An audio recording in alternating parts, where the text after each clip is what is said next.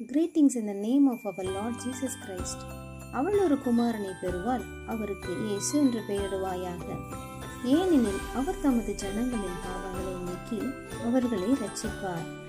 கிறிஸ்து பிறப்பை முன்னிட்டு நமது ஜேசியம் சபையில் 21 ஞாயிறு மாலை 5 மணி அளவில் கிறிஸ்துமஸ் விழாவை கொண்டாடவிருக்கிறோம்.